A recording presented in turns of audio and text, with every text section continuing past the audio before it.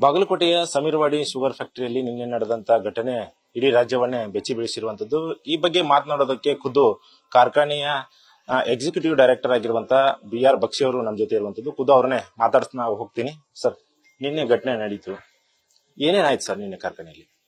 ಇದ್ರಿ ನಾವು ನಿನ್ನಿಲ್ಲ ಮೊನ್ನೆ ಬುಧವಾರ ದಿನ ಈ Godavari bio refineries limited Sameerwadi sugar factory ಪ್ರತಿ ವರ್ಷ ನಮ್ಮ ರೈತ ಬಾಂಧವರ ಜೊತೆ ಮಾತಾಡಿಸಿಕೊಂಡು ಕಬ್ಬಿನ ಬರ ನಿಗದಿ ಮಾಡ್ತೀವಿ. ಈ ವರ್ಷ ಆನರೇಬಲ್ ಚೀಫ್ ಮಿನಿಸ್ಟರ್ ಸಾಹೇಬರು ಹೇಳಿದಂಗೆ 3,266 ರೂಪಾಯಿ ಆಗ್ತಿತ್ತು ಮತ್ತು 34 ರೂಪಾಯಿ ಅಡಿಷನಲ್ ಕೇನ್ ಪೇಮೆಂಟ್ ಕೊಟ್ಟು 3,300 ರೂಪಾಯಿ ಪ್ರತಿ ಟನ್ನಿಗೆ ಕೊಡ್ತೀವಿ ಅಂತ ನಮ್ಮ ಎಲ್ಲಾ ಕಬ್ಬು ಬೆಳೆಯೋ ರೈತರಿಗೆ ಕಾನ್ಫಿಡೆನ್ಸ್ ಒಳಗೆ ತಗೊಂಡು ಕಾರ್ಖಾನೆ ಚಾಲೂ ಮಾಡ್ಕೋತೀವಿ ಅಂತ ಇದು.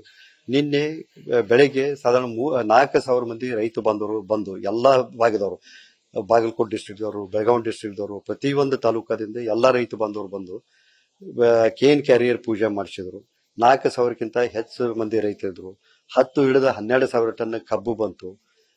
ಅಷ್ಟೊಂದಲ್ಲಿ ಸಾಯಂಕಾಲದ ಸ್ವಲ್ಪ ಅಹಿತಕರ ಘಟನೆಯಾಗಿ ನಮ್ಗೆ ಬಹಳ ವಿಷಾದ ಅನಿಸ್ತದ.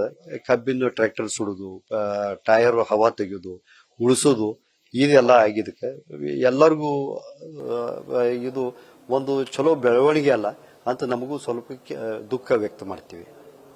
ಸರ್, ಈಗ ನಿನ್ನೆ ಮುಧೋಳ ಭಾಗದ ರೈತರು ಏನ್ ಹೇಳ್ತಾರೆ, ನಾವು ಮಾಡಿಲ್ಲ ಅಂತ ಹೇಳ್ತಾರೆ. ಹಾಗಾದ್ರೆ ಮಾಡಿದವರು ಯಾರು?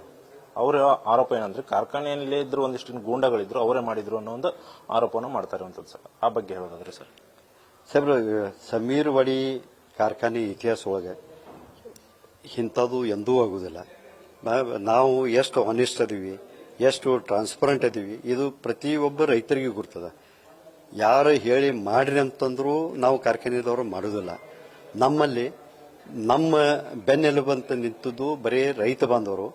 ನಮ್ಮ ಹಿತೈಷಿ ಅಂತಂದ್ರೆ ನಮ್ಮ ರೈತ ಬಾಂಧವರು, ನಮ್ಮ ಕಾರ್ಮಿಕರು ಇದೆ.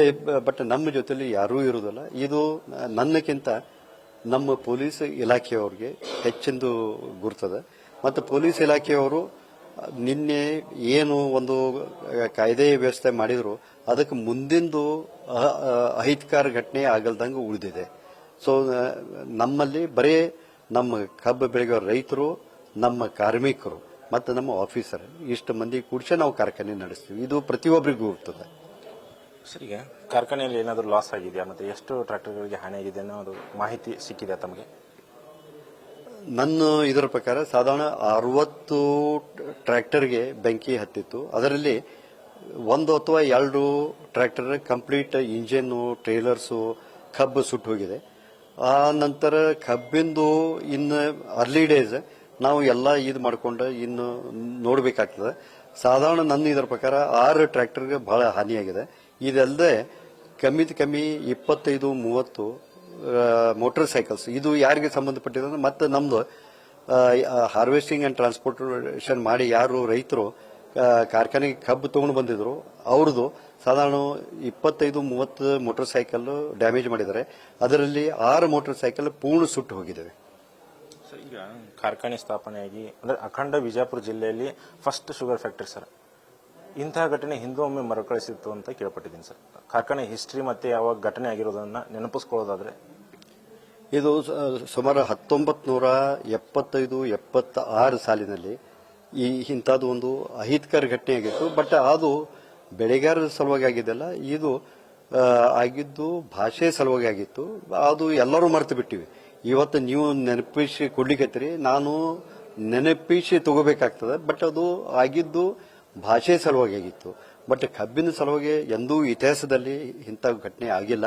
ಯಾಕಂದ್ರೆ ನಮ್ಮ ಕಾರ್ಖಾನೆ ಮೇಲೆ ನಾವು ಏನು ರೈತರ ಸಲುವಾಗಿ ಏನೇನು ಇವತ್ತು ರಿಸರ್ಚ್ ಅಂಡ್ ಡೆವಲಪ್ಮೆಂಟ್ ಮಾಡ್ತೀವಿ, ರೈತರಿಗೆ ಇವತ್ತು ಏನೇನು ಜ್ಞಾನ ಕೊಡ್ತೀವಿ, ಅದರದಿಂದ ರೈತರು ಮತ್ತು ಇದಲ್ದಾಗ ಏನ್ ನಾವು ಹೇಳಿರ್ತೀವಿ, ನಾವು ಮತ್ತು ರೈತರು ಕೂಡಿಸಿ ಏನು ಒಪ್ಕೊಂಡಿರ್ತೀವಿ ಆ ಪ್ರಕಾರ ಕೇನ್ ಪೇಮೆಂಟ್ ಮಾಡಿರ್ತೀವಿ. ಹೀಗಾಗಿ ಈ ಕಾರ್ಖಾನೆ ಮೇಲೆ ಪ್ರತಿಯೊಂದು ರೈತರಿಗೆ ಬಹಳ ಗೌರವದ ವಿಶ್ವಾಸ ಅದ. ಸರ್, ಈಗ ರೈತರ ಮಕ್ಕಳಿಗೂ ಕೂಡ ಕಾರ್ಖಾನೆಯಿಂದ ಸ್ಕಾಲರ್ಶಿಪ್ ಕೊಡುವಂತದ್ದು ಮಾಡ್ತಾ ಇದ್ದಾರಂತೆ, ಆ ಬಗ್ಗೆ ಹೇಳೋದು ಸರ್? ಇದಕ್ಕೆ ನಾವು ಹೆಲ್ಪ್ ಚೈಲ್ಡ್ ಅಂತ ಕರಿತೀವಿ, CSR ಆಕ್ಟಿವಿಟಿ. ಇದು ಪ್ರತಿ ವರ್ಷ ನಮ್ಮ ಮಾಲಕರು CSR ಒಂದು ಡಿಪಾರ್ಟ್ಮೆಂಟ್ ಅದ, ಡಾಕ್ಟರ್ ಕಣಿವಿ ಅಂತ ಡೆಪ್ಯೂಟಿ ಜನರಲ್ ಮ್ಯಾನೇಜರ್ ಇದು ನೋಡ್ಕೋತಾರ. ಪ್ರತಿ ವರ್ಷ ನಮ್ಮ CSR ವಿಂಗದಿಂದ ಪ್ರತಿಯೊಂದು ಹಳ್ಳಿಗೆ ಹೋಗಿ ಸಾಧಾರಣ 20 ಕಿಲೋಮೀಟರ್ ತನಕ ಹೋಗಿ ಅತಿ ಬಡವ ರೈತರು ಮಕ್ಕಳು ಮಗ ಇರಲಿ ಮಗಳು ಇರಲಿ ಒಂದನೇತ ಹಿಡಿದು ಅವ್ರದ್ದು ಗ್ರ್ಯಾಜುಯೇಷನ್ ತನಕ ಇಂಜಿನಿಯರಿಂಗ್ ಪದವಿ ಇರಲಿ ಮೆಡಿಕಲ್ ಪದವಿ ಇರಲಿ ಇದು ನಮ್ಮ ಪೂರ್ಣ ಸಂಸ್ಥೆಯಿಂದ ಅವ್ರಿಗೆ ನಾವು ನೋಡ್ಕೋತೀವಿ. ಟೆಕ್ಸ್ಟ್ ಬುಕ್ ಕೊಡ್ತೀವಿ, ಕಂಪ್ಯೂಟರ್ಸ್ ಕೊಡ್ತೀವಿ, ಲ್ಯಾಪ್ಟಾಪ್ ಒದಗಿಸಿಕೊಡ್ತೀವಿ, ಪ್ರತಿ ಖರ್ಚು ನಾವು ನೋಡ್ಕೋತೀವಿ. ಇದು ಇಲ್ಲದೆ ಇದ್ರದ್ದು ಇವತ್ತು ಯಶ ಏನಂತಂದ್ರೆ ಯಾರು ಇವತ್ತು ಗ್ರಾಜ್ಯುಯೇಟ್ ಆಗಿ ಹೋಗಿದ್ದಾರೆ ಅವರು ಪುನಃ ನಮ್ಮ ಈ ಹೆಲ್ಪ್ ಚೈಲ್ಡ್ ಸಂಸ್ಥೆಯಲ್ಲಿ ತಮಗೆ ಎಷ್ಟು ಆಗ್ತದೆ ಅಷ್ಟು ಅವರು ಗೌರವದಿಂದ ಹಣ ಕೊಟ್ಟು ಅವರು ಈ CSR ಆಕ್ಟಿವಿಟಿ ಒಳಗೆ ಪಾತ್ರರಾಗಿದ್ದಾರೆ. ಸರ್, ಈಗ ನಿನ್ನೆದೊಂದು ಘಟನೆ ನೆನಪಿಸ್ಕೊಳ್ಳೋದಾದ್ರೆ ಈ ತರದ ಘಟನೆ ಆಗಬಾರ್ದಾಗಿತ್ತು. ಇದರಿಂದ ರೈತರಿಗೂ ಲಾಸ, ಶುಗರ್ ಫ್ಯಾಕ್ಟರಿಗಳಿಗೂ ಲಾಸ.